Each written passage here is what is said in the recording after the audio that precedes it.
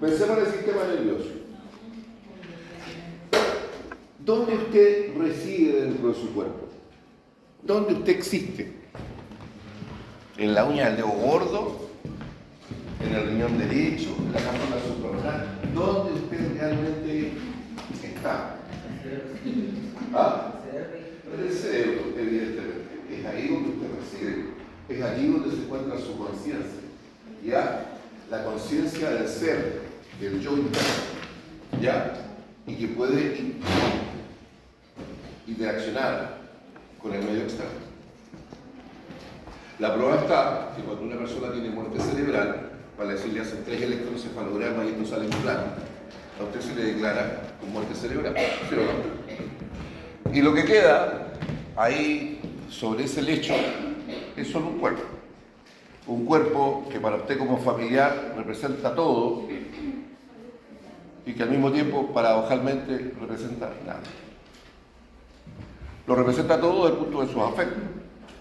¿Y por qué digo esto? Porque las personas que tienen muerte cerebral, lo primero que hacen en el hospital es correr, como cuando uno prende la luz en el baño a las 3 de la mañana y las garatas bajan cachete y se esconden, ya todos en el hospital corren para preparar el cuerpo para el procuramiento. ¿Qué es el procuramiento? Preparar al cuerpo para donación de órganos. Mientras alguien carecayo va, sabiendo lo que eso significa, hablar con los familiares a ver si lo acceden.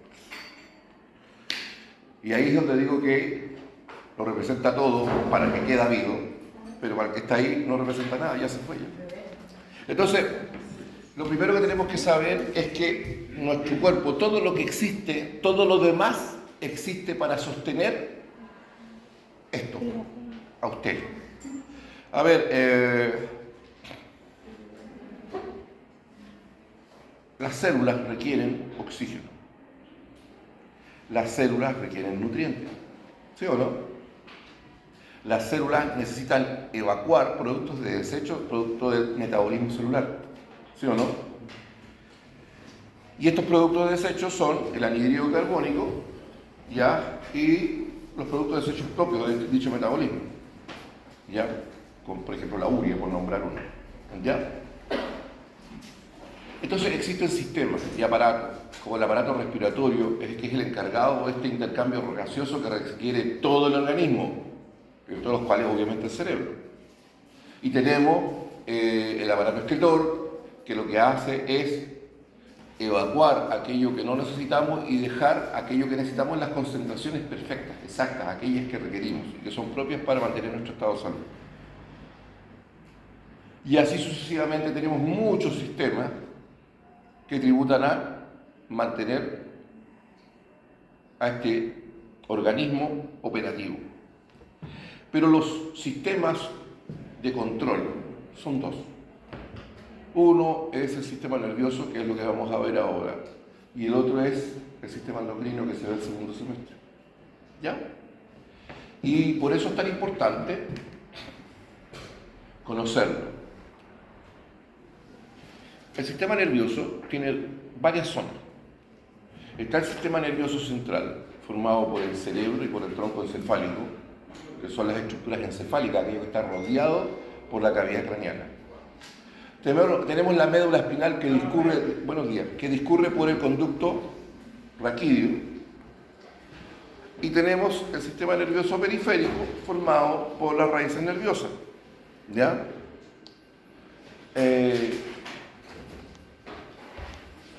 Se hablaba, ¿no es cierto?, que del sistema nervioso central, de la estructura encefálica, teníamos 12 pares craneales y tenemos 31 pares de nervios raquídeos que salen de la médula espinal. Aunque este autor dice que en realidad son 11 pares craneales porque el 12º forma parte directa de... dice que nuestros ojos en realidad son parte de nuestro cerebro que se ha extruido. Pero bueno, cuestión de gusto, no hay nada escrito. Entonces tenemos otro sistema que es el sistema nervioso autónomo, que es aquel que se hace cargo de controlar la función de las vísceras, esencialmente. Y este sistema, ya sea consciente o no, usted no está consciente de que parpadea, usted no está consciente que el corazón late. Pregunto, ¿usted parpadea? Usted sabe que sí, ¿no es cierto? ¿Y usted lo ve? Si se preocupa. Porque si usted se preocupa, lo va a ver. Pero usted parpadea siempre y el sistema nervioso simplemente lo anula. No me interesa. Por lo tanto, cuando usted ve un continuo, nunca ve el parpadeo. El ojo lo ve, sí, y el cerebro lo anula. No me interesa, por lo tanto parece que nunca lo estuviera. Solo cuando lo ve, cuando usted está preocupado, y que de cabros chicos uno está preocupado, y después se le dice, ¿cómo hago para olvidarme? Y está vuelto loco ahí hasta que finalmente, automáticamente, simplemente cuando menos lo espera, lo deja de ver. ¿Sí o no? Entonces hay cosas que son conscientes e inconscientes y tienen que ver con unos receptores que tenemos que son receptores interoceptivos que tienen que ver con nuestro yo interno. ¿Ya? A ver, tenemos receptores kinestésicos. Por ejemplo, yo voy a doblar el codo a 90 grados, no a 45 grados, no a 160 grados. ¿Lo veo? No lo veo, pero yo lo percibo igual. Entonces tenemos un montón de receptores internos que tienen que ver con estos receptores interoceptivos que nos permiten conocer nuestro yo interno, consciente o inconsciente, pero también tenemos exteroceptivos que nos permiten relacionarnos con el entorno. El aparato visual, el aparato gustativo, el olfatorio, el auditivo, ¿se entiende? Entre otros.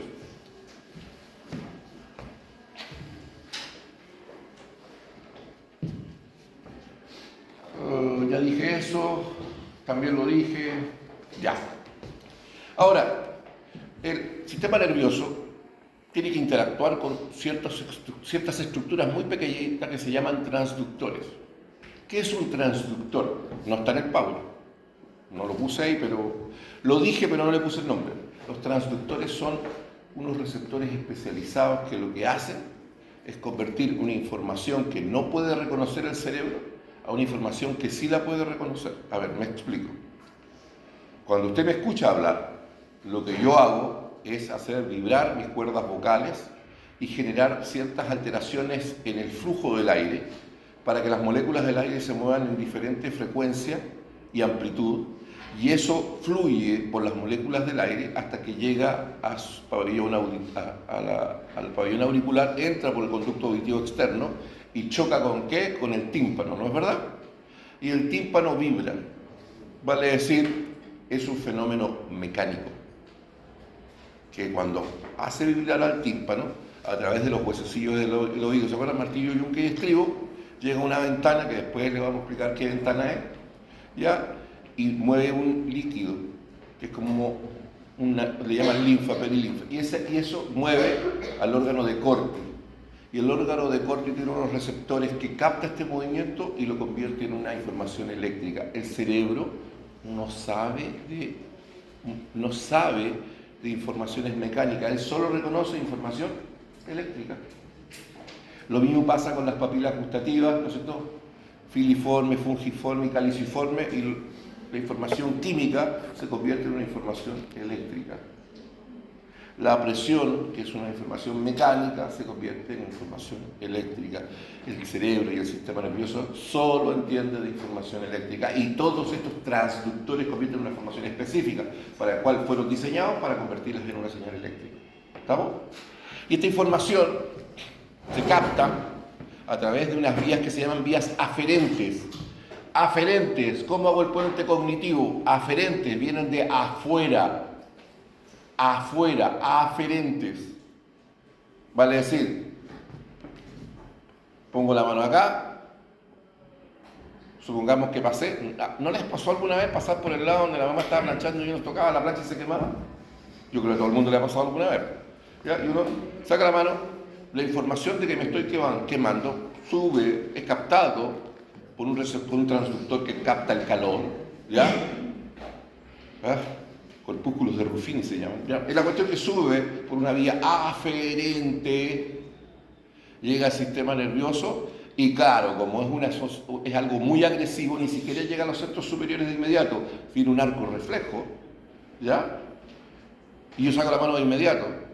¿Y por qué la saco? Porque hay una vía eferente. Ahora, no es aferente, hay una vía que se llama eferente. ¿Por qué se llama eferente? Porque va a un efector.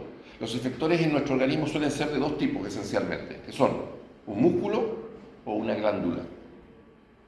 Los efectores son o un músculo o una glándula. Entonces, cuando va la vía eferente, va al efector, que en este caso sería el flexor de codo bicibraquial, yo saco la mano de inmediato. ¿Sí o no? Entonces hay vías aferentes y eferentes. De eso se trata. Otro reflejo que no están muy habituados ustedes a hacerlo, pero hay un reflejo que es automático. ¿Cuántas veces se han mordido la lengua? Todo el mundo en la galaxia alguna vez en su vida se ha mordido la lengua, ¿sí o no? ¿Se sacó el pedazo? No. ¿Le dolió? Sí. ¿Y sabe por qué no se sacó el pedazo? Porque también hay un reflejo automático que uno se muerde la mejilla o la lengua y automáticamente, sin ni siquiera pensarlo, la boca, usted abre la cochera. Porque ni siquiera llega a los centros superiores. Sí, milisegundos después llega, pero la decisión de abrir la boca es automática. Si no, ya habríamos perdido la mitad de la lengua. No tiene nada que ver con las personas que tienen lenguas viperinas, que ya es otra historia. ¿Ya? Sigamos.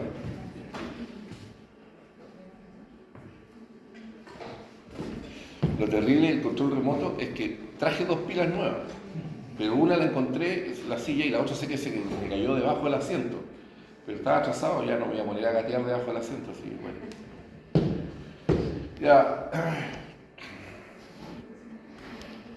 Ya lo dije todo eso, ya está listo. Esto ya está dicho. Todo eso ya fue ya.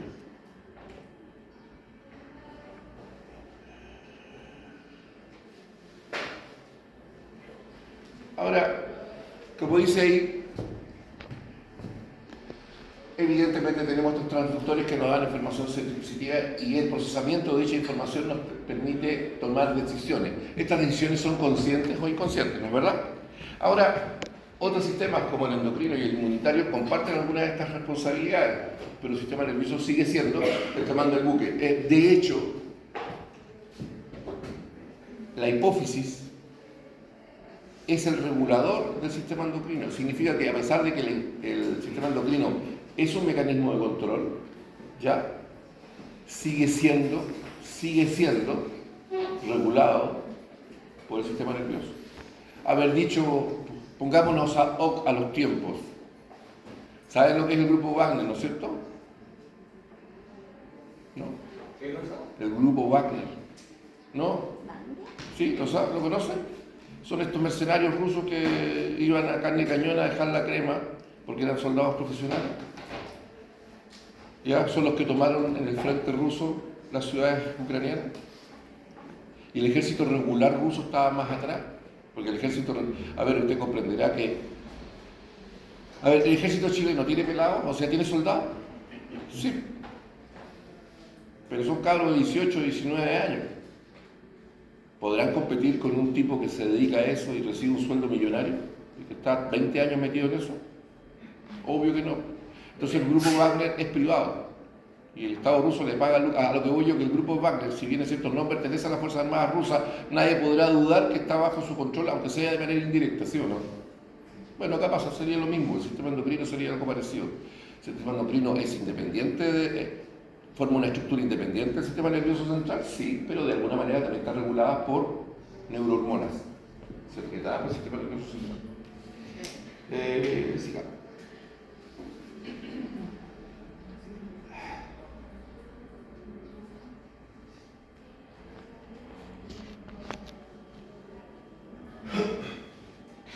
Bueno, esos receptores sensitivos son los transductores que yo decía. Y convierte la energía en eléctrica, eso también lo dije yo.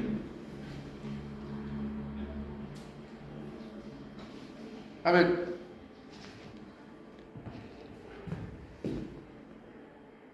esta información que recibe el sistema nervioso central hay de dos tipos, consciente e inconsciente. Las inconscientes, la mayoría de ellas se encuentran dentro del tronco encefálico, aquellas que regulan funciones que son básicas. A ver, en el bulbo raquídeo tenemos el centro neumogástrico que controla la frecuencia respiratoria. En el tronco encefálico encontramos también el que regula la frecuencia cardíaca. Pregunto, cuando una persona tiene muerte cerebral, sigue respirando, ¿no es cierto? El corazón sigue latiendo. Vale decir, ¿qué células que se...? Las células se organizan en algo que se llama el núcleo del tronco encefálico. Ellas regulan las funciones básicas que permiten soportar la vida. ¿Estamos? Que son absolutamente inconscientes. Por otro lado, están aquellas que están en la corteza cerebral, que guardan relación con, evidentemente, el reconocerse como un yo, ¿ya? Y el lugar que ocupa usted con respecto al entorno. ¿Sí? Y ahí empiezan algo que se llama las funciones psíquicas superiores. ¿Cuáles son las funciones psíquicas superiores? ¿Cuál creen ustedes? A ver, hay funciones que son más básicas, pero que son conscientes. A ver, ¿usted ha sufrido de ira alguna vez? ¿Usted se ha enojado alguna vez? ¿Usted está quedándose muerto de la risa de repente? ¿Sí? Esas son cosas que pasan y son conscientes. La pregunta, ¿y el perro puede estar contento? Sí. ¿Puede estar con cara de la lucha así con pena? Sí. ¿Será esa una función psíquica superior? No. Porque la pregunta, ¿el perro tiene conciencia del yo? ¿O el perro vive el día? Vive el día. Y el gato, desde el punto de vista evolutivo, el gato es más básico que el perro. El perro es un animal más evolucionado que el gato. No estoy diciendo si a usted le gusta más los gatos o los perros, porque eso ya es otro cuento. Eso pasa por usted, no por el gato ni por el perro. ¿Ya? Pero desde el punto de vista evolutivo, el perro es mucho más evolucionado que el gato. La pregunta del millón es, ¿cuáles serán las funciones psíquicas superiores? La memoria, aunque los animales no tienen memoria. La capacidad de abstracción, la capacidad deductiva, la capacidad inductiva. Estoy nombrando solo algunas que estoy seguro que algunas ni las palabras las han escuchado, pero no saben lo que significa, pero no tengan la menor duda que usted lo hace sin darse cuenta. Y son funciones que un perro o un gato no puede hacer. ¿Va? ¿No? Y si no estoy hablando de sentimiento, estoy hablando de reconocimiento del yo, el lugar que ocupa en el espacio, el lugar temporal, estoy hablando de la capacidad de deducir más allá de la segunda derivada. No como que alguno. El perro es perro y tendrá un grado de conciencia, pero no se puede equiparar a la nuestra como Ahora, la cosa es muy simple. ¿Usted tiene conciencia? Ya, pero si salvar a Juanito de 3 meses a su perro, ¿qué pasa en el barrio? No me conteste porque eso no lo mato. ¿Ya? Porque evidentemente yo tengo conciencia y sé que por más que yo ame mucho a mi perro, la vida humana vale más. ¿Ya? Bien, ¿qué es eso? Tengo miedo a lo que me contesto. No es posible, ¿no es cierto? Ya acá estábamos algo que ya había dicho, sistema nervioso central, sistema nervioso periférico. ¿Quiénes forman el sistema nervioso central? Las estructuras encefálicas, que ya dije que están dentro de la cavidad craneana, y la médula espinal que está dentro del conducto raquídeo, ¿no es cierto? Todo esto ya lo he dicho. ¿Cuáles son las estructuras que están dentro de la cavidad craneana? A ver, le preguntamos a los antiguos a ver si tienen buena memoria. No. Moraleja, no hay que sentarse en primera fila. Cuando yo tenía 14 años, yo fui con mi madre al Bim Bam Boom en Santiago, que ahora no existe obviamente. ¿Qué le pasó? El Bim Bam Boom era una revista con vedette, con show, y donde estaban todos, el Coco Legrand, cuando era joven, obvio, ¿ya? Todos los de grueso calibre, ¿ya? Y con todo ese show. Y un joven de 14 años podía entrar con un adulto. Yo fui con mi mamá. ¿Ya?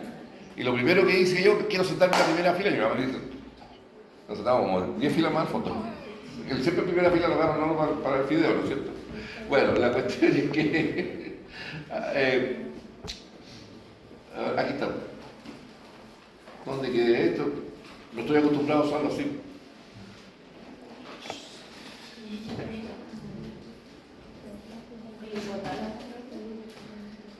Ya vamos a llegar a eso. ¿Quiénes forman el sistema nervioso central, estructura encefálica? Vamos, ¿a qué le preguntamos? ¿A la Kimberly? ¿No? ¿Nadie quiere? ¿Qué estructura forma el sistema nervioso, la estructura encefálica?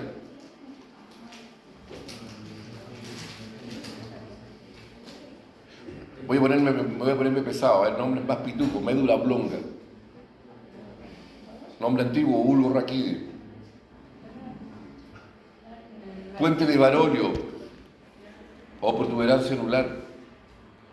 Cerebelo, cuarto ventrículo. Pedúnculos cerebrales, espacio perforado posterior. ¿Sí o no? Cerebro. ¿Ya? Entonces, toda esa estructura, acá da una idea, pero no se preocupen. En la medida que vayamos avanzando, les voy a enseñar todas estas tonteras. Acá, este es como un entremés nomás. Un petit boucher. Y la médula espinal, obvio, discurre por el conducto raquídeo, ¿ya? Y va desde el agujero, un poquito más abajo del agujero magno, más o menos a la altura del arco anterior del atlas y el arco posterior del atlas hacia abajo. ¿Dónde termina la médula espinal? ¿Dónde termina? A nivel de L1, L2, a ese nivel. Y después continúa por algo que se llama filum terminal y termina la base del coxo. Y de él emergen las raíces motor, están las raíces motoras que son anteriores y las sensitivas que son posteriores. Obviamente las raíces posteriores son vías aferentes, vienen de afuera. Las anteriores son motoras, son vías eferentes, van a un efector, que generalmente es un músculo o una glándula.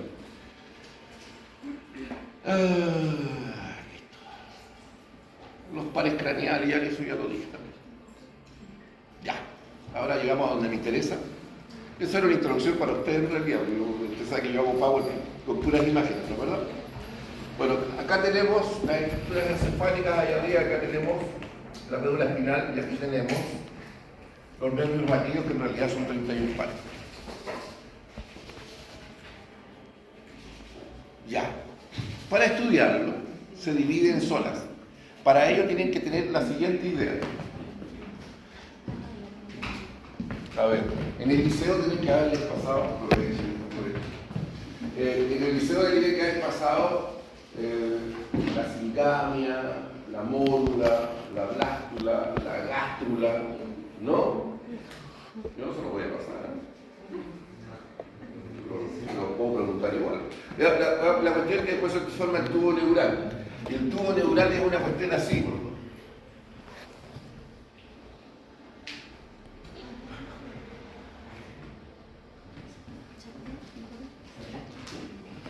En uno de sus extremos tiene 3 vesículas.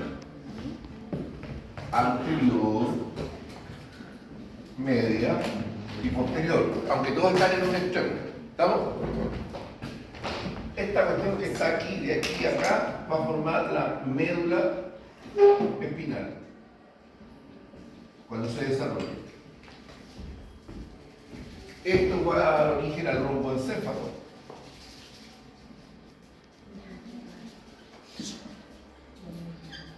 Este va a dar origen al mesencéfalo. Oh, me estoy poniendo Axel. Ya, mesencéfalo. Y acá tenemos el prosencéfalo. ¿Ya?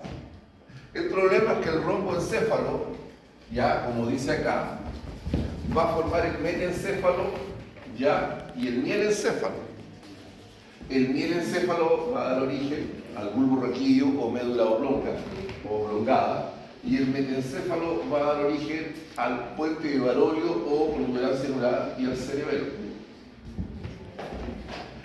El mesencéfalo va a dar origen a los pedúnculos cerebrales al acueducto de cilio o acueducto del mesencéfalo y a los colículos o tubérculos cuadrigénicos. Y el prosencéfalo va a dar origen al telencéfalo y al diencéfalo. Esto es lo mínimo que deben saber, porque más o menos es como decir Arica y Parinacota, Taramacá, Antofagasta, ¿se entiende? Lo mínimo. Después vamos a llegar a la ciudad y a las calles y a las personas, pero ahora estamos recién haciendo la división política. ¿Quedó claro? El tubo neural tiene 3 vesículas, posterior, media y anterior en uno de sus extremos, todo lo que va para el otro lado, para la médula espinal, romboencéfalo, mesencéfalo y prosencéfalo. Ya saben que el romboencéfalo va a origen al metencéfalo y al mielencéfalo, y esto a su vez va a dar origen el mielencéfalo al bulbo raquídeo o médula oblonga o oblongada, el mesencéfalo al puente de Valorio y al cerebelo, el mesencéfalo a los pedúnculos cerebrales, a los colículos o tubérculos cuadrigénicos. Ojo, no nombramos las cavidades, acá está el acueducto de cilio, el acueducto del mesencéfalo, aquí en el romboencéfalo vemos el cuarto ventrículo, en la médula espinal vamos a ver el epéndimo o conducto ependimario, y en el prosencéfalo el telencéfalo, que es el cerebro anterior, y el diencéfalo, todas las estructuras que rodean a una cavidad que se llama acá tercer ventrículo. ¿Ya? Bien, sigamos.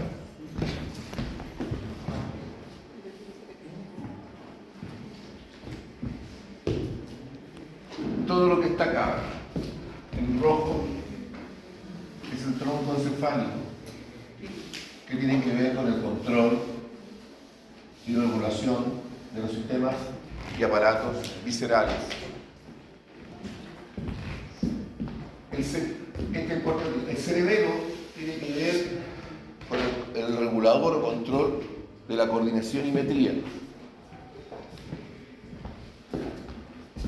Todo lo que es el diencéfalo es el nexo que regula las funciones conscientes del cerebro con los otros subsistemas, ¿ya?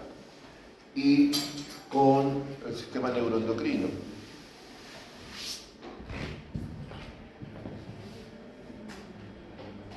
Ya la cosa se empezó a poner más entretenida. Vamos a desarrollar ahora romboencéfalo. Vamos a partir con la médula oblongada o oblonga o bulbo raquídeo. Entonces, cuando pensamos en el bulbo raquídeo, tenemos que pensar en esto.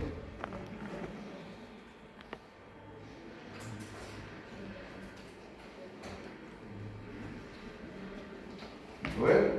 Tiene forma piramidal de base cuadrangular superior y vértice truncal inferior. Y por lo tanto tiene 4 caras, anterior, posterior, izquierda y derecha. ¿Estamos? Todos ven la figura. Acá estamos mirando, aquí estamos mirando al bulbo raquídeo, aquí. Lo estamos mirando por atrás.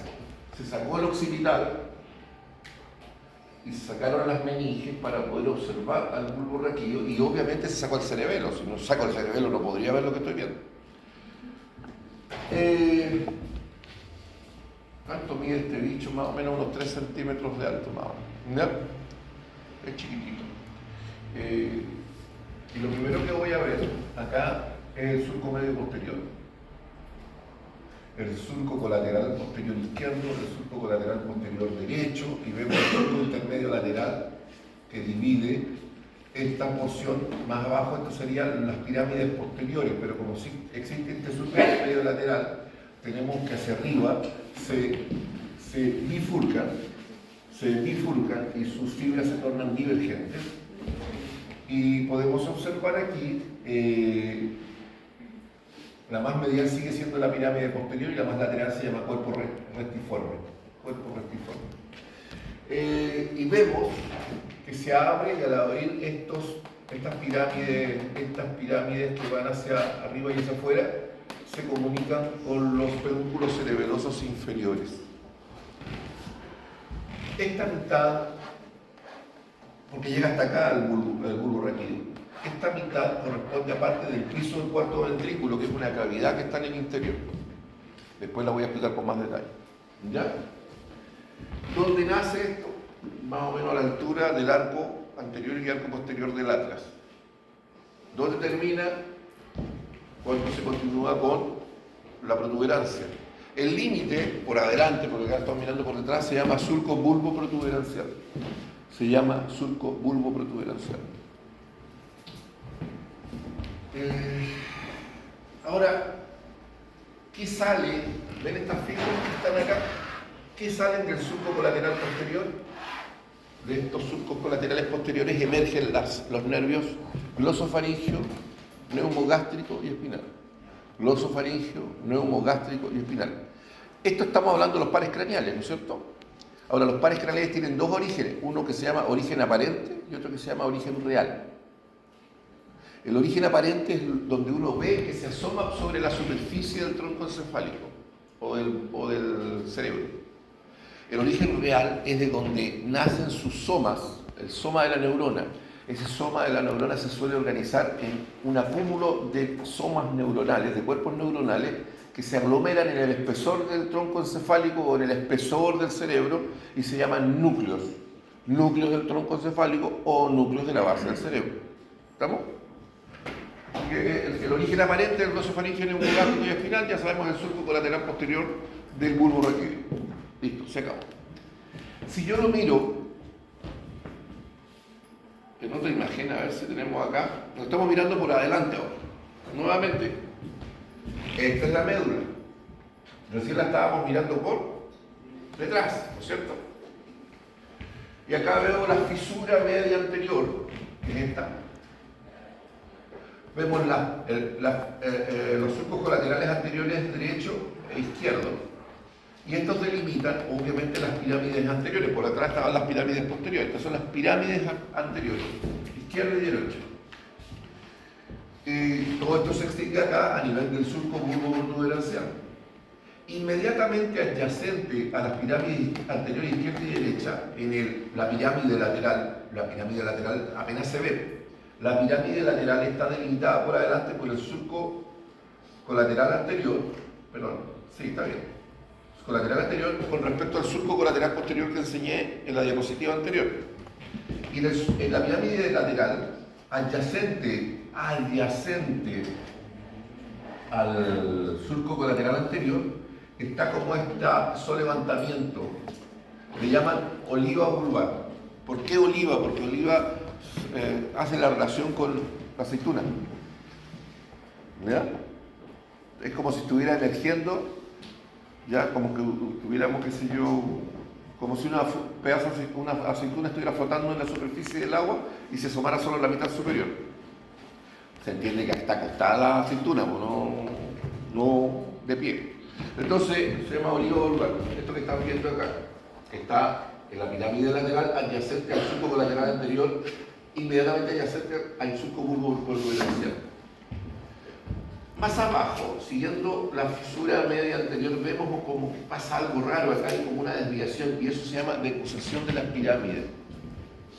A ver, hace tiempo ya se conoce de que el cerebro interactúa cruzado. ¿Qué significa?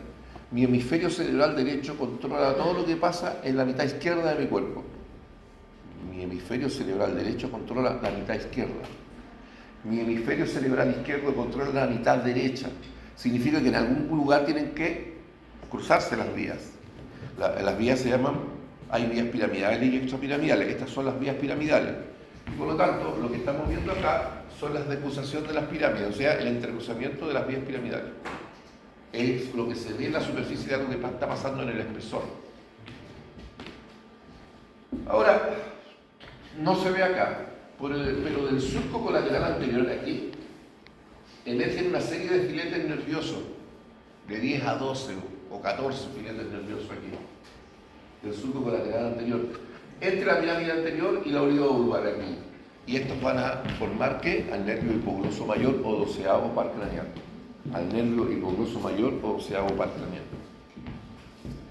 Y del surco bulbo protuberancial que usted observa aquí, veo que emergen una serie de nervios que son pares craneales, que son de adentro hacia afuera. ¿Cuáles serían?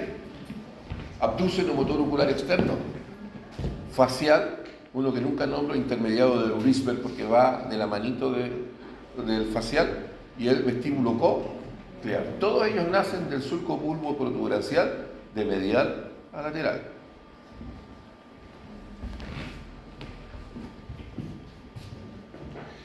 Yo tendría que hablar del cuarto ventrículo, del piso del cuarto ventrículo, eso que quedó pendiente. ¿Se acuerdan que quedó pendiente este pedacito de acá? Pero no lo voy a pasar todavía porque como el piso del cuarto ventrículo está formado por la mitad inferior por la cara posterior del bulbo y la mitad superior por la cara posterior de la protuberancia, voy a explicar ahora protuberancia y después que termine de explicar protuberancia recién voy a empezar a enseñar piso del cuarto ventrículo.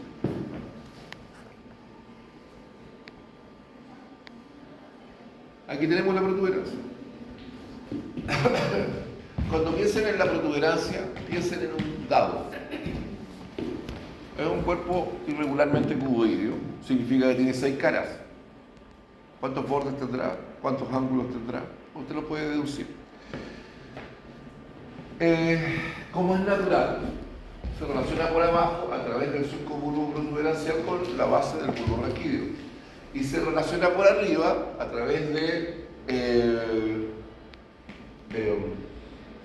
por el surco ponto peduncular. Este se llama surco ponto peduncular. Ya, el año pasado dije que se llamaba surco protuberancial. El nuevo nombre es, estoy haciendo la aclaración con los apuntes que pueden tener guardados, ya, ponto peduncular. Se relaciona con los pedúnculos cerebrales del mesencéfalo, sí, del mesencéfalo. ¿Ya? ¿Qué vemos acá? La cara anterior vemos un canal, ¿ya? Y este es el... ¿Quién cree usted que se apoya en ese surco de la protuberancia?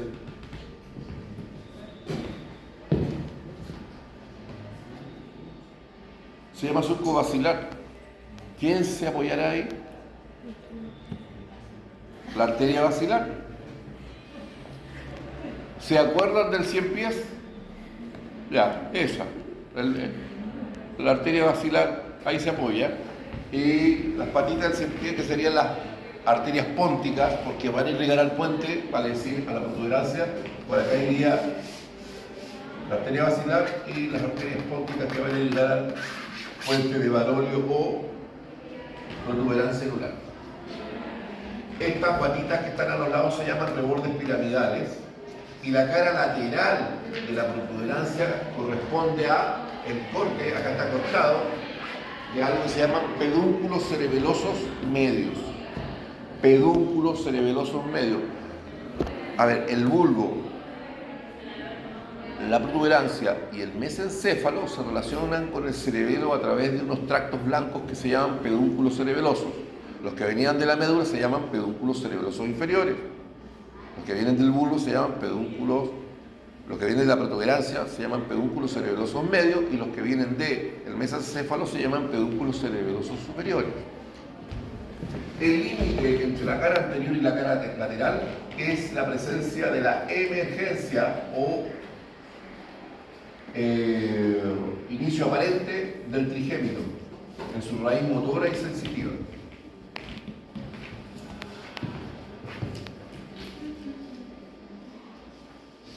Ahí lo tenemos acostadito. La pirámide anterior del bulbo, la vulvar, el surco colateral anterior, y acá tenemos la vulvar, y aquí tenemos el surco colateral posterior, y lo que podemos ver acá, ya más arriba, lo que vimos acá, los faringes, neumogástricos espinales, acá tenemos al puente de Barolio y vemos acá la raíz sensitiva y motora en el trigémino. Y aquí tenemos el corte del pedúnculo cerebeloso medio, ¿ya? Aquí tenemos el corte del pedúnculo cerebeloso inferior y aquí tenemos el corte del pedúnculo cerebeloso superior.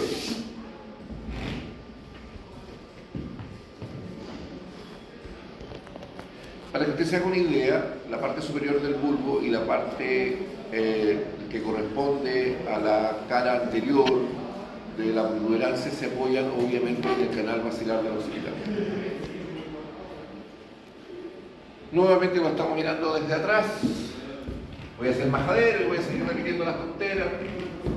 Surco medio posterior, surco colateral posterior, surco intermedio lateral, pirámide posterior, cuerpo restiforme, el origen de los pedúnculos cerebelosos inferiores, el corte de los pedúnculos cerebelosos, este de acá, pedúnculos cerebelosos medios, acá están los inferiores, y acá está el corte de los pedúnculos cerebelosos superiores que vienen desde el mesencéfalo. Y aquí tenemos el piso del cuarto ventrículo. A ver, para aquellos que no tienen ni idea, ¿qué es el cuarto ventrículo? Es una cavidad. ¿Ya? Voy a contar la historia del tarro de durazno de nuevo, como todos los años. ¿No? ¿No se acuerdan del tarro de durazno? ¿Sí? ¿Ah? No tiene nada que ver. Es la leche condensada tiene que ver con otra cosa. Esto es otra tontería. A ver. Pensemos en un tarro. Vámonos a Tacna P y ahí vamos a encontrar unos tarros de durazno gigantes así. ¿Sí o no? Y más encima son marcas chilenas y están allá. Acá no las veo, pero allá las veo. ¿Sí o no? ¿Qué pasa si yo meto unos duraznos allá adentro? Abro el tarro, le saco todo el almíbar, todo el líquido y meto unos duraznos pelados allá adentro. Si yo pesco el tarro, ¿ya? Y me da por ser músico, ¿ya? De una orquesta así de salsa, pesco y muevo el tarro. Como si estuviera moviendo una coctelera. Más o menos así creo por lo que me han contado. ¿Ya? Entonces, ¿qué le va a pasar a los pobres duraznos dentro del tarro? Van a quedar más molidos que el mambillo colegial. Y el organismo, ¿qué es lo que hace? Abrimos el tarro y donde estaba el durazno le echamos el almíbar, ese líquido dulzón, y lo dejamos flotando ahí, sellamos el tarro y nuevamente lo movemos. Si hay líquido entre la superficie exterior del durazno y la cara interna del tarro de durazno, el movimiento inercial va a ser atenuado por la densidad del líquido que lo rodea, ¿no? Y por lo tanto la posibilidad de que el durazno choque con tanta energía contra las paredes interiores del tarro es menor. Ese líquido y ese espacio que está entre la superficie del durazno y la cara interna del tarro es un mecanismo de protección del sistema nervioso central. El almíbar, obviamente, en el sistema nervioso central es líquido cefalorraquídeo.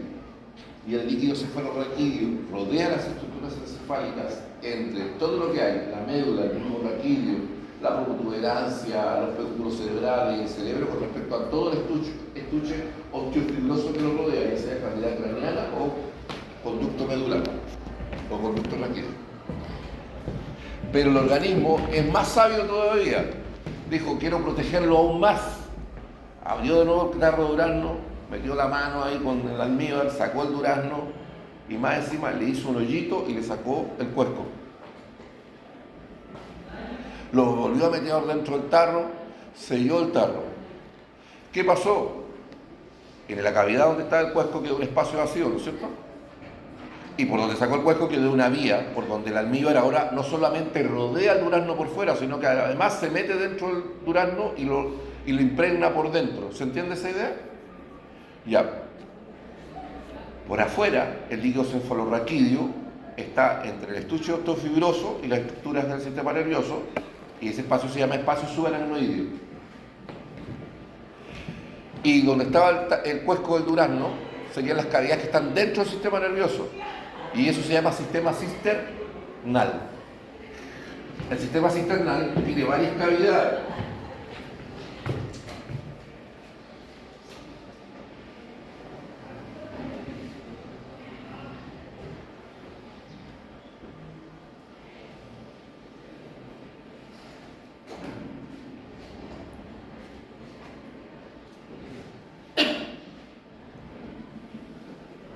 Son dos, y además tienen en el centro una comunidad, y por ahí que finalmente va a llegar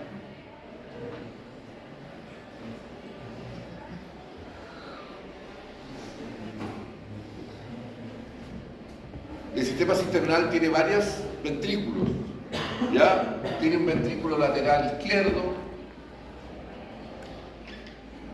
otro ventrículo lateral derecho, tiene un tercer ventrículo aquí, que está en el medio, tiene el acueducto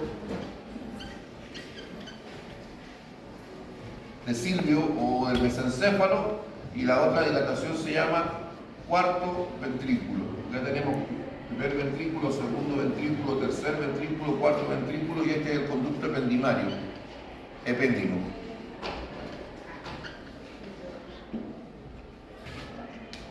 ¿Ve? 1, 2, 3, cuarto ventrículo. El cuarto ventrículo es una dilatación de este conducto. ¿Estamos? Este está en la médula, el conducto ependimario. El cuarto ventrículo está en el romboencéfalo. El acueducto de Silvio, el acueducto del mesencéfalo está en el mesencéfalo. El tercer ventrículo está limitado por las estructuras del diencéfalo, y el primer y segundo ventrículo están en el espesor de los hemisferios cerebrales. Después se lo voy a mostrar más bonito. Acá yo lo hice al tuntum nomás porque lo dibujé con plumón. ¿Estamos? Entonces ya saben lo que es el cuarto ventrículo. Es una dilatación, si del sistema cisternal y el cuarto ventrículo piensen en un volantín. ¿Se imaginan un volantín? Tiene forma de rombo. Tiene un piso, tiene un techo, tiene 4 ángulos y tiene 4 bordes. A ver.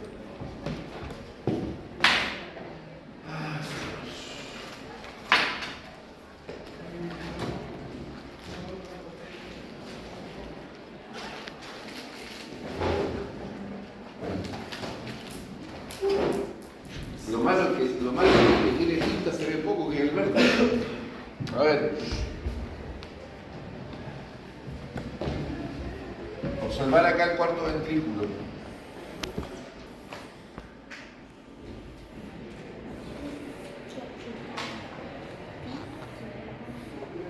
Este sería el epéndimo, conducto ependimario.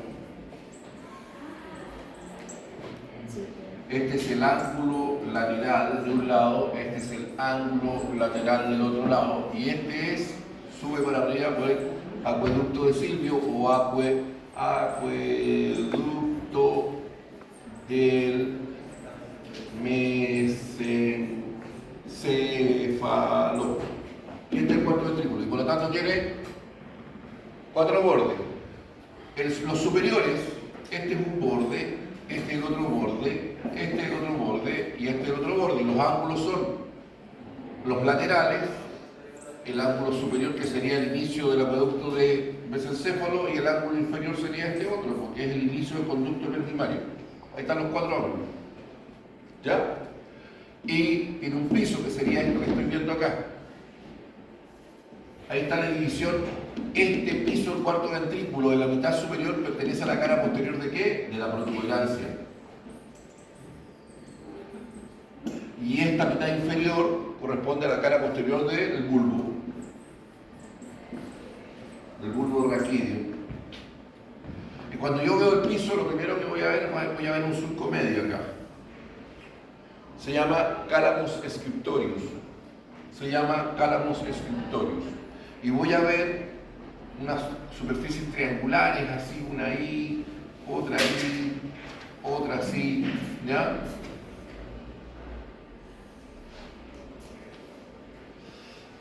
Esta se llama ala blanca interna o trígono del hipogloso. Es un solo levantamiento. Esta es una depresión. Ala gris o trígono del neumogástrico. Y esta se llama ala blanca externa. Más arriba, esto está todo a nivel de la cara posterior de la protubera del bulbo raquídeo. De aquí emergen unas estrías que se llamaban estrías acústicas, ahora le llaman estrías del bulbo del cuarto ventrículo. Y por arriba, el calamus scriptorius se continúa con el surco medio y forma aquí las eminencias estéreas o eminencias redondas. Acá hay una zona que se llama vestibular, y acá hay una zona que es muy oscurita aquí, que tiene un nombre marciano, se llama locus coeruleus. Vamos a ver eso allá.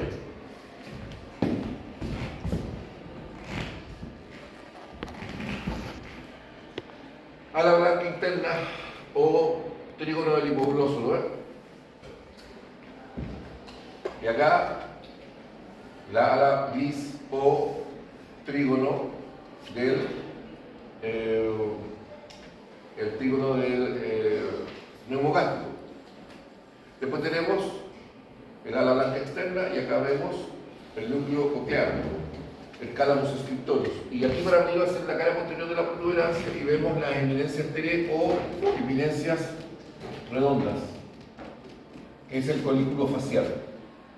Esta es la zona vestibular y ahí arriba escondido el que sigue hacia arriba. Si yo separara acá los pedúnculos cerebrosos superiores, vería una zona oscura que se llama locus ceruleus, coeluleus. Esto es lo que hay que saber del piso del cuarto ventrículo.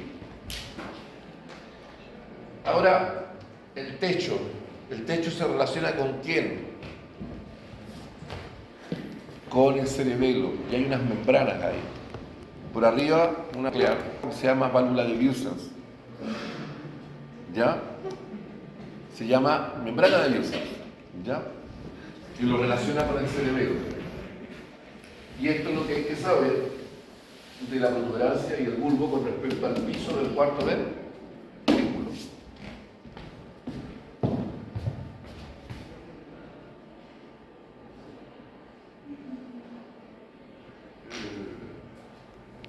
Miren lo que apareció. ¿Se acuerdan del sistema cisternal? De los ventrículos del cerebro. Ahí tenemos los ventrículos laterales. La comunicación es el agujero de Monro que lo comunica con el tercer ventrículo. El acueducto del mesencéfalo de Silvio. El cuarto ventrículo. ¿Ya? Y el conducto primario o canal central. Un detalle.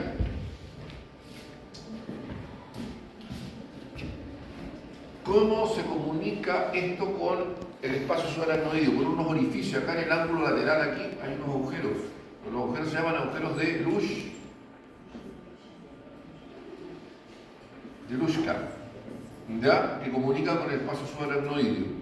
Pero la pared posterior, por donde está la membrana de Wilson, también tiene un agujero, que acá no se ve porque estaría por acá, y ese agujero se llama agujero Magendie. Magendie, así se escribe, agujero de Magendie. Comunica con el espacio subaracnoideo. Vamos a verlo de nuevo. Es una imagen lateral, a ver si está. ¿Ven al pájaro, la cabeza de pájaro marciano que hay ahí? No me digan que no la ven.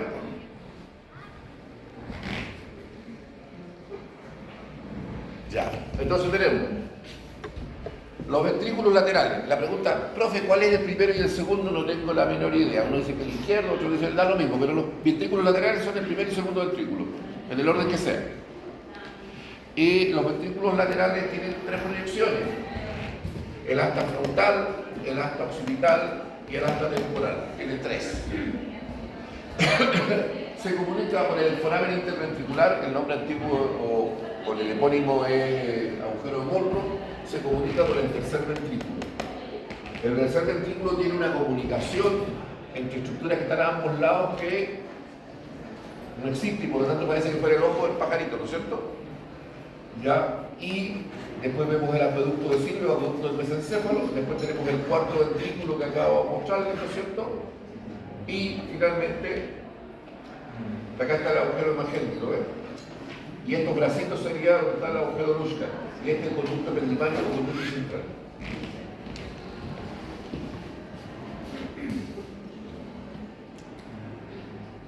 Ahora lo estamos mirando desde arriba. Primero, segundo ventrículo, tercer ventrículo, cuarto ventrículo. Agujero de Monro o foramen interventricular, acueducto de Silvio o acueducto del mesencéfalo, cuarto ventrículo, agujeros de Luschka en las aberturas laterales del cuarto ventrículo. Las expansiones, ¿cierto? El asta frontal, el asta occipital y el asta temporal.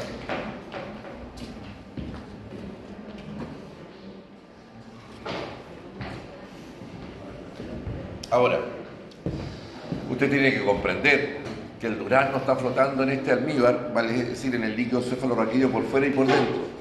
¿Dónde se fabrica el líquido cefalorraquídeo? El líquido cefalorraquídeo a expensas de la sangre. ¿Y dónde lo hace? En unos plexos vasculares. Uno se llama plexos coroideos laterales. Los plexos coroideos laterales están en los ventrículos laterales, izquierdo y derecho. El otro se llama tela coroidea superior, está en el techo del tercer ventrículo. Perdón, en el techo del tercer ventrículo. Ahí se fabrica el líquido cefalorraquídeo. Tela coroidea superior, que está en el techo del tercer ventrículo, plexos coroideos laterales, que están en el piso de los ventrículos laterales. Ahí se fabrica el líquido cefalorraquídeo. Fluye de los ventrículos laterales a través del agujero de Monro al tercer ventrículo, donde se fabrica el tercer ventrículo, bueno, obviamente está ahí. Fluye por el acueducto de Silvio, acueducto del mesencéfalo, llega al cuarto ventrículo, sigue por el conducto central. Pero en algún momento tiene que ser evacuado. ¿Por dónde se evacúa? Por el agujero de Magendie o por los agujeros de Luschka. ¿Y dónde se va? Al espacio subaracnoideo. Prestar atención acá. El espacio subaracnoideo está en membranas que envuelven al sistema nervioso central. ¿Cuáles son las membranas? Dura madre por fuera, aracnoide intermedia, pía madre por dentro. La pía madre está en íntimo contacto con el sistema nervioso central. La aracnoide, le llaman aracnoide porque parecen esas telitas de cebolla, así como telaraña. ¿Han visto unas telarañas que son como una telita? En vez de estar entrecruzadas parece una telita. Así le llaman aracnoide a esta membrana que está casi inmediatamente adosada a la pía madre. El espacio que queda entre la pía madre y la aracnoide se llama espacio subaracnoideo. Por ahí fluye el líquido cefalorraquídeo, por el espacio subaracnoideo que salió del sistema cisternal a través del agujero de Magendie y por los agujeros de Luschka al espacio subaracnoideo. ¿Dónde se reabsorbe? Se reabsorbe en las granulaciones aracnoideas o corpúsculos aracnoideos. ¿Ya? ¿En torno a qué? A los senos venosos del cerebro. ¿Se acuerdan que, bueno, se supone que ustedes estudiaron los senos venosos? Pues les puedo preguntar eso hoy día y el práctico del sábado. Seno longitudinal superior, seno longitudinal inferior, seno recto, seno lateral, sigmoideo que sale por la yugular interna. Bueno, ¿dónde se reabsorbe el líquido cefalorraquídeo y vuelve a formar parte de la sangre? A través de las granulaciones aracnoideas, que están inmediatamente adyacentes e incluidas desde el punto de vista del espacio subaracnoideo serían evaginaciones, desde el punto de vista del seno serían invaginaciones para que se pueda reabsorber el líquido cefalorraquídeo para que se convierta nuevamente en parte de la sangre. Y así se reabsorbe y se produce el ciclo de generación y reabsorción del líquido cefalorraquídeo.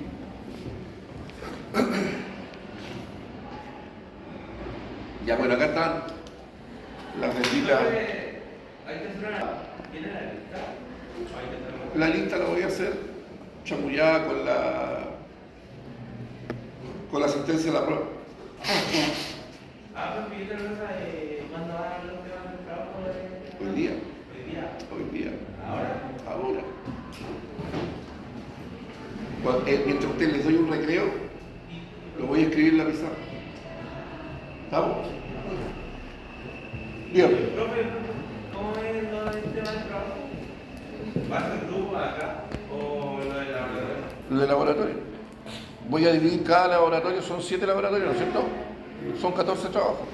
¿No hay laboratorio cooperativo? Son 14 trabajos. Ya, sigamos. Yo estoy pensando en otra cosa, usted me lleva a otro tema. Ya. Observar. Ver la sutura sagital, la sutura interparietal. Si yo miro inmediatamente por debajo de la sutura interparietal y debajo de los parietales, lo que voy a ver es la dura madre. Inmediatamente debajo de ella voy a ver la aracnoides y después la pía madre que está sobre la superficie de la estructura encefálica. El espacio que está entre la aracnoide y la pía madre se llama espacio subaracnoideo. Lo que está entre la dura madre y el hueso se llama espacio epidural. Y lo que está, esto no lo enseñé el año pasado por si acaso, lo que está entre la dura madre y el espacio, y la aracnoide se llama subdural. Cuando usted es chiquilla, por más que se quieran hacer a las valientes, no, si yo voy a tener la guagua sangre pato, no quiero anestesia, mentira, la va a querer. ¿Dónde le van a colocar? Le van a colocar una epidural. Le van a colocar, le van a poner que le van a pedir algo que es difícil. Porque yo estoy gordo y por lo tanto me cuesta agacharme para hacerme el nudo de los zapatos. O subirme el cierre de la bota.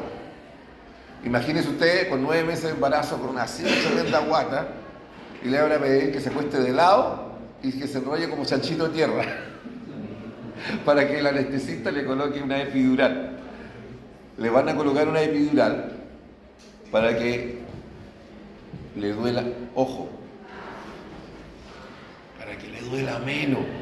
No es que no le va a doler nada. ¿Ah? Porque usted comprenderá que le podría poner anestesia. ¿Por qué no le colocan anestesia general? Porque es peligroso. Y porque eso deprime el sistema nervioso central.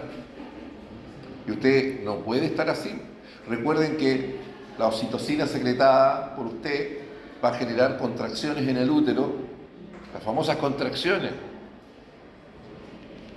Yo las he visto, pero nunca las he tenido, así que para mí es fácil decirlo de lejos cuando uno mira desde la platea, ¿no es cierto? ¿Ya? Entonces, el espacio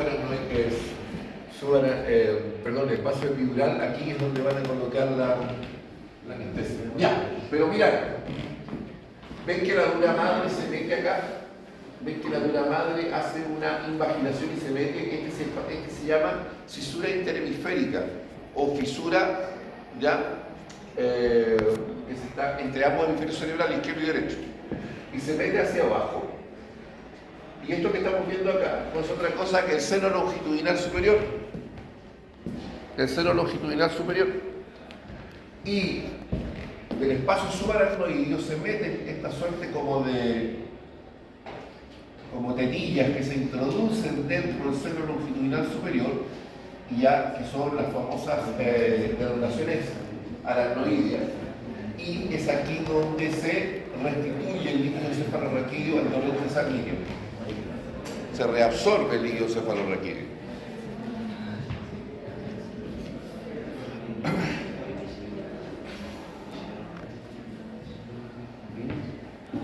El cuero cabelludo, el hueso, el seno longitudinal superior, hemisferios cerebrales, fisura interhemisférica, y nuevamente también el nombre antiguo eran granulaciones de Paccioni, que por ahí está el nombre antiguo, ¿ya? Granulaciones aracnoides que tienen ahora, ¿ya? Pero es lo mismo. A mí me lo enseñaron como corpúsculos de Paccioni, pero es la misma cuestión.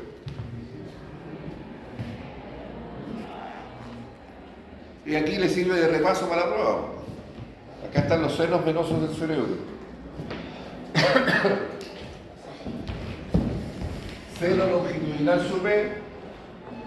Un repaso para la prueba, ¿eh? Hay que aprovecharlo. Seno longitudinal superior.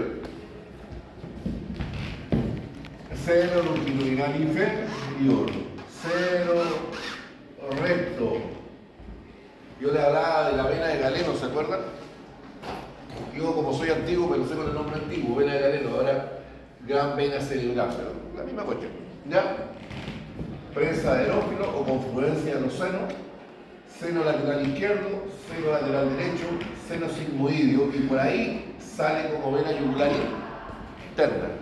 Pero además tenemos el seno marginal, que está alrededor del agujero magno, el seno occipital, el plexo basilar, ¿ya? El seno petroso superior, el seno petroso inferior.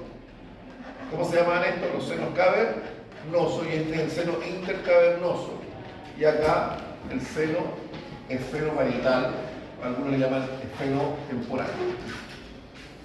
Y el que va hacia adelante, ¿no es cierto?, que es la vena oftálmica superior. Así que con eso, qué mejor repaso de los senos venosos del cerebro con esa imagen espectacular que hay. Volvemos al cuarto ventrículo. Acá se ven las estrías acústicas que ahora le llaman estrías medulares. ¿Ya? En el punto donde se separan las pirámides posteriores, esa zona se llama óvex, el punto de divergencia, donde nace la divergencia. Pero acá, si se fijan, entre la protuberancia y el mesencéfalo está el surco que había llamado yo ponto peduncular, ¿se acuerdan? Pero el surco ponto peduncular por atrás tiene el nacimiento de otro par craneal. ¿Cuál es ese par craneal? ¿Lo ven? ¿Qué nervio es? Nervio troclear o patético. Nervio troclear o patético. Y acá nuevamente vemos los cortes del pedúnculo cerebeloso medio, pedúnculo cerebeloso superior y pedúnculo cerebeloso inferior. ¿Quiénes forman los límites, los bordes laterales y superiores? Pedúnculo cerebeloso superior. ¿Quiénes forman los bordes inferolaterales? Pedúnculo cerebeloso inferior. ¿Quiénes están en los ángulos? Pedúnculos cerebelosos medios. Ahí está.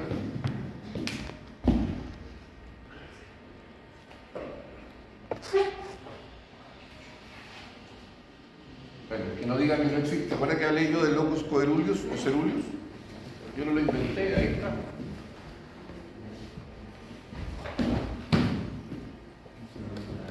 Bueno, ¿ven el corte del cerebelo? ¿Ven el corte del cerebelo que está acá?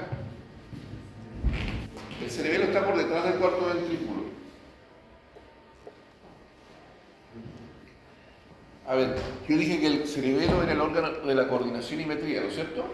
A ver, hay dos pruebas que se hacen para ver cómo está el cerebelo, así de manera general. Se llama la prueba de dedo-nariz y dedo-nariz.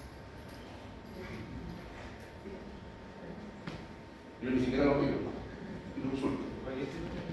Para ver cómo está el cerebelo. A ver, porque una persona puede tener dismetría, ¿ah? O incoordinación.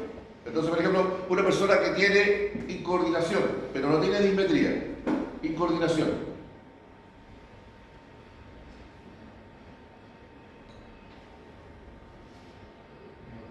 Una persona que no tiene incoordinación, pero sí tiene dismetría. ¡Fum! Y se vuelve loco.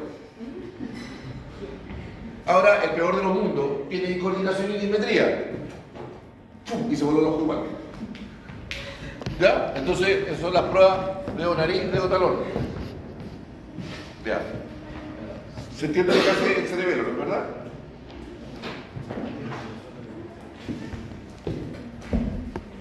Cuando uno tiene eso, El 99% de las veces suele ser irreversible. A no ser que sea por un tumor que se pueda operar. A ver, lo que pasa es que un cuerpo extraño puede generar una disfunción de la estructura encefálica y que puede ser producto de una compresión. Si yo opero y saco el tumor del cuerpo extraño o tiene una hemorragia cerebral y dreno la hemorragia, la disfunción puede ser reversible. Pero si es un problema, un defecto de nacimiento, que los cables, no, por así decirlo, los cables de las conexiones, a ver, todo esto cuando se construyó, hicieron todas las paredes, pusieron primero los tubitos para colocar los cables eléctricos, ¿no es cierto? Los tubos estos anaranjados. ¿Lo han visto? Todo se hizo antes de. Usted comprenderá que si se echa a perder un cable y se traba y no hay manera de sacarlo, hay, como dicen los albañiles, hay que enchalapicar, ¿no es cierto? Con todo lo que ello implica. La pregunta es si el niño o niña, producto de su desarrollo embrionario, tuvo un trastorno en la formación de sus estructuras encefálicas, eso es irreversible. ¿Estamos? Dice mucho y como dice tanto, no dice nada. Vamos a poner otra. Ya. Vamos a hablar del mesencéfalo porque ya que estamos acá.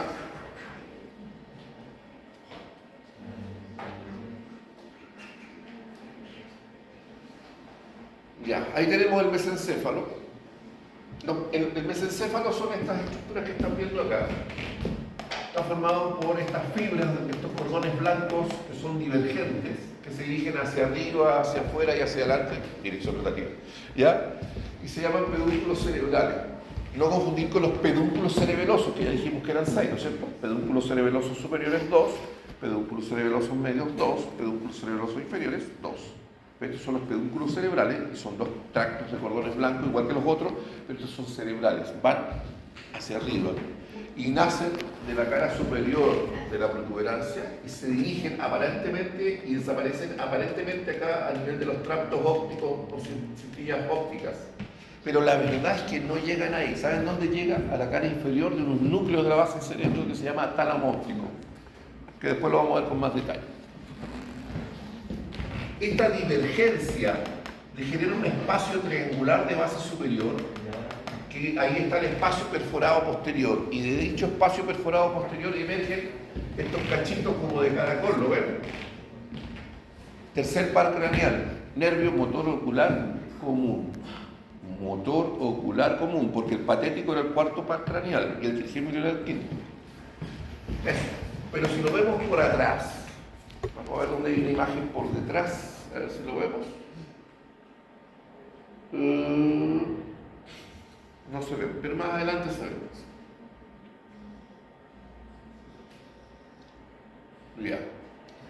Vemos a mí me lo enseñaron como tubérculos cuadrigéminos, ahora le llaman colículos.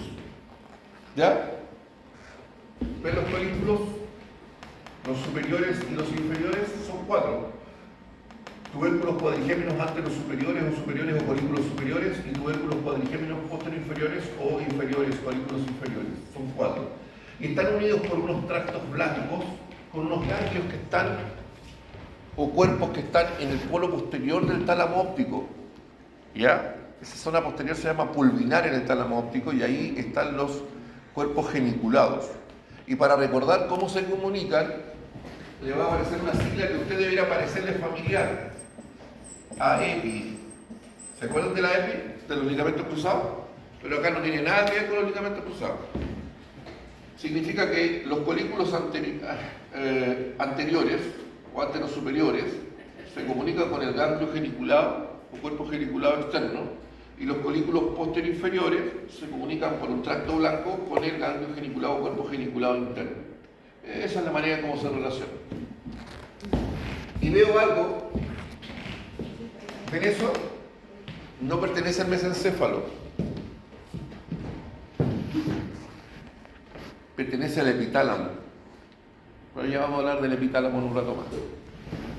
Eso sería el mesencéfalo. Y el espesor, creo que había un conducto, el acueducto de Silvio o acueducto del mesencéfalo.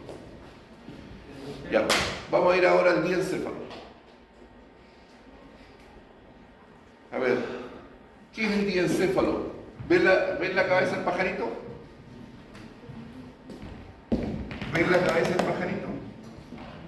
Ese es el tercer ventrículo. ¿Qué tienen que pensar? Piensen en una caja de fósforo. O mejor aún, mi celular. Es así de flacuchento. Pero igual tiene un techo, tiene un piso, tiene una pared anterior, una pared posterior, una pared de izquierda y otra derecha. Obviamente las paredes grandes son la izquierda y la derecha. Es una cavidad muy delgada. ¿Quedó claro eso? Es algo muy delgado que está aquí. Entonces, ¿qué tengo que enseñar yo?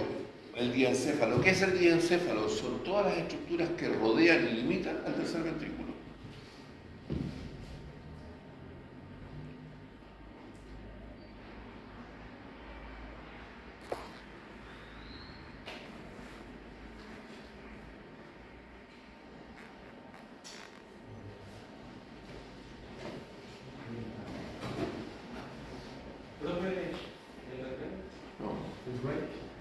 Es muy temprano.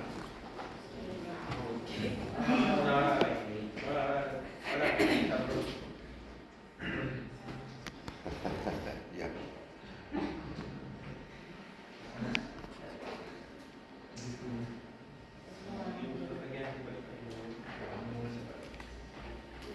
Come chaparrita.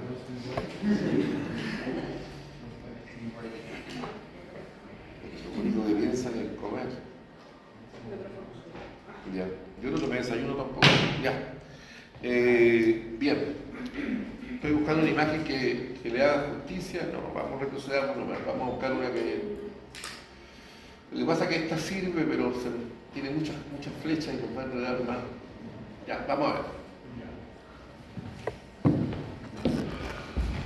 Aquí tenemos el encéfalo.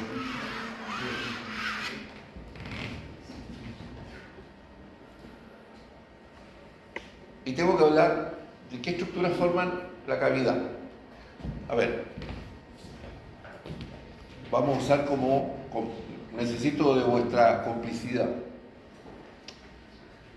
Vamos a forzar la imaginación. ¿Estamos? Para eso necesito que se despierten.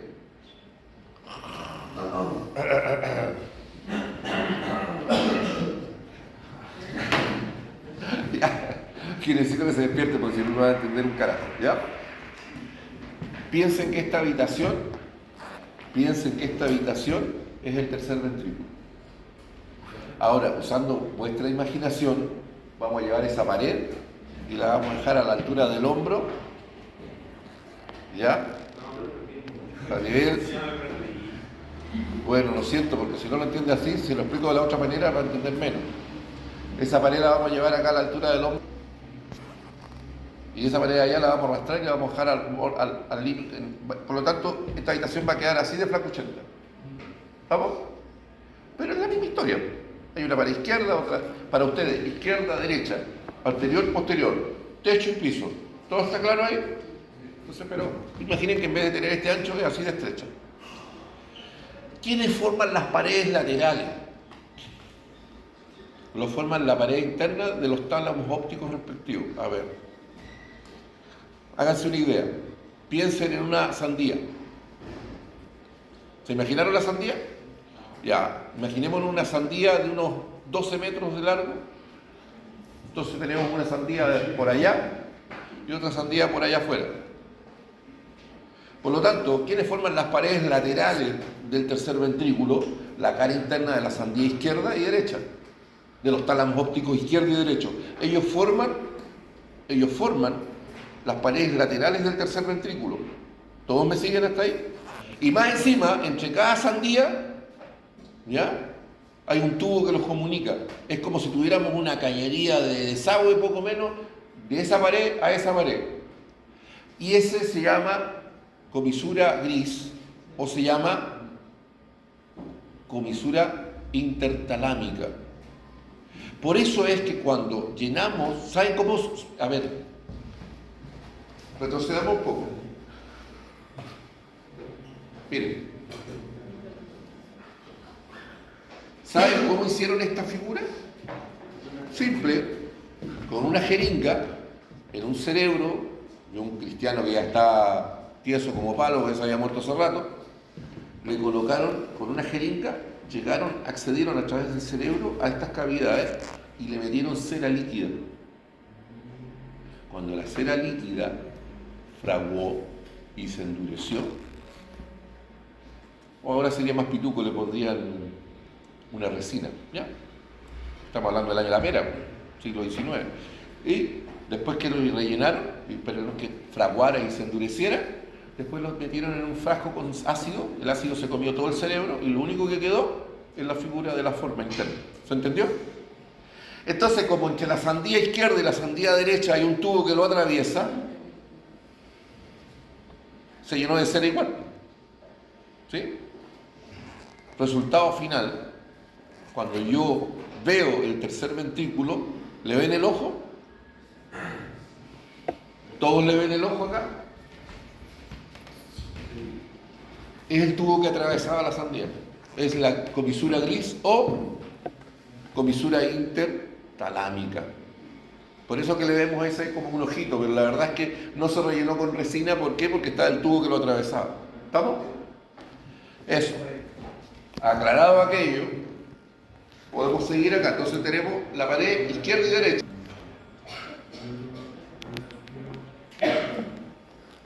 Y de hecho acá está, ¿lo ven? comisura bis o comisura intertalámica, a ver. Adhesión intertalámica, es la misma cuestión. Entonces, la pregunta es, esas son las paredes laterales, ¿no es cierto? La cara interna de ambas sandías, o sea, la cara interna de ambos tálamos ópticos. Ahora, pensemos en el techo, porque la pared lateral es la más fácil, por eso partimos la más fácil. Pensemos en el techo. Y supongamos que estamos de cumpleaños. Y todo el techo, antes de llegar al techo, está lleno de pita y con serpentinas de colores. ¿Se imaginan eso? Todo el techo lleno de serpentinas de colores, de varios colores, donde predomina el rojo y el azul. ¿Estamos? Eso se llama tela coroidea superior. Acá está roja, ¿la ven? Tela coroidea superior. Está de cumpleaños. Y esa tela coroidea superior es la que fabrica el líquido cefalorraquídeo, que de la sangre la convierte en líquido cefalorraquídeo y lo vierte dentro del tercer ventrículo. Ah, ¿es el techo de verdad del tercer ventrículo? No. Más arriba hay algo. ¿Y qué es ese algo? Lo que serían estos paneles blancos. Esto que está acá. Eso que está ahí se llama trígono cerebral o fornix. Ahí. Fornix tiene el nombre ahí, ¿ves? Trígono cerebral o fornix. Que por detrás del trígono cerebral se une con la parte posterior del cuerpo calloso, porque este que está más arriba se llama cuerpo calloso. Entonces, sí, voy a irme un poco más arriba. Es como si empezara a decir que el flex, qué cerámica tiene el piso de arriba. Si este tuviera un tercer piso, ¿qué es lo que hay más arriba? Pero ya que estoy acá, aprovecho de decirlo de inmediato. Veo el fornix o trígono cerebral. Y más arriba, a ver esta zona, hay una membrana delgada. Se llama septum pellucidum. Se llama septum pellucidum. Ya, ahí le llaman septo pellucidum. Ya, septum pellucidum. Y más arriba tenemos el cuerpo calloso. Y acá tenemos la rodilla, el cuerpo calloso. Ya, el cuerpo calloso. Y la parte posterior se llama esplenio del cuerpo calloso. Todas estas estructuras forman el techo y más arriba inclusive. ¿Quiénes forman la pared anterior? O sea, ¿dónde está la pizarra? Del tercer ventrículo. Lo forman los pilares anteriores del trígono. ¿Se acuerdan de este trígono que están viendo acá? Les voy a mostrar la forma real del trígono, por favor. Prestar atención acá porque después van a andar más preguntas de prueba de la última prueba, para que ellos tienen buena memoria. Les voy a mostrar el trígono cerebral o fornix. Ahí tenemos el trígono cerebral o fornix. El trígono cerebral o fornix, acá está el cuerpo del trígono cerebral o fornix, la comisura del fornix y los pilares posteriores del fornix. Y por delante tenemos los pilares anteriores del fornix que terminan acá en los tubérculos mamilares o cuerpos mamilares. De más está decir que los pilares posteriores del fornix rematan acá en el hipocampo, y este es el pie del hipocampo, que termina cerca del cuerpo amigdalino. Y tenemos acá la fimbria del hipocampo y algo que no se ve acá que se llama circunvolución dentada o giro dentado, que lo voy a explicar después. Entonces, la pared anterior del tercer ventrículo corresponde a estas dos cosas que vienen acá, a los pilares anteriores del trígono. Por delante de él, entre medio de él, hay una comisura que se llama comisura blanca anterior, y más adelante de él, lo que sería como la pizarra, algo que se llama lámina supraóptica. Veamos esto.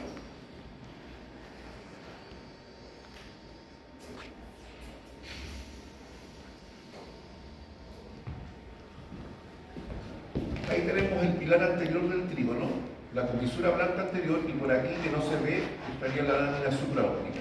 ¿Quiénes forman el piso? ¿Quiénes forman el piso?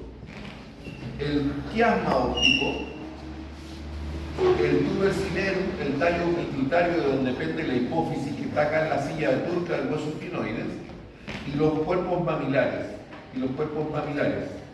Ahí hay un cuerpo mamilar. El cuerpo mamilar lo habían visto antes. ¿Cuándo vieron el cuerpo mamilar? Donde rematan los pilares anteriores del fornix. Donde rematan el extremo anterior de los pilares anteriores del fornix. Pilares anteriores del fornix y terminan acá en los cuerpos ¿Dónde vieron antes los cuerpos mamilares? Lo vieron acá. Yo no se los destaqué porque todavía no se los había enseñado, pero están acá.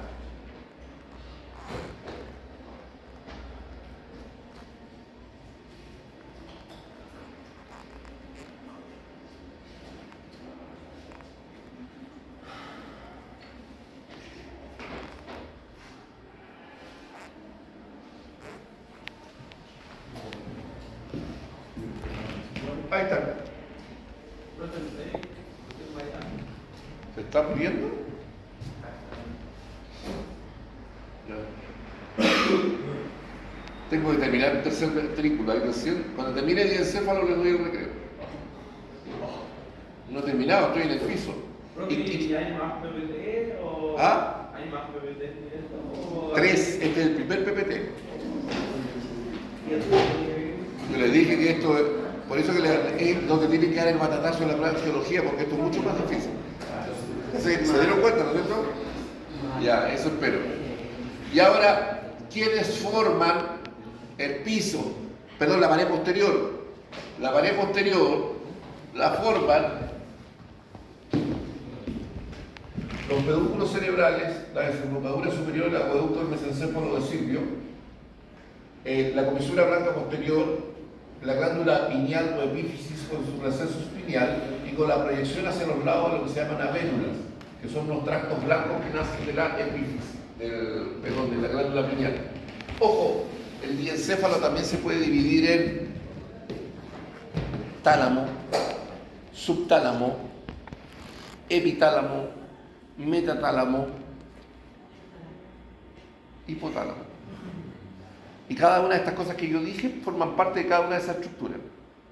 Y después lo voy a enseñar en el laboratorio con más tranquilidad.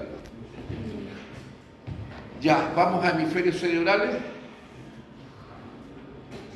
Ya, 10 minutos de recreo mientras voy a escribir algo muy importante.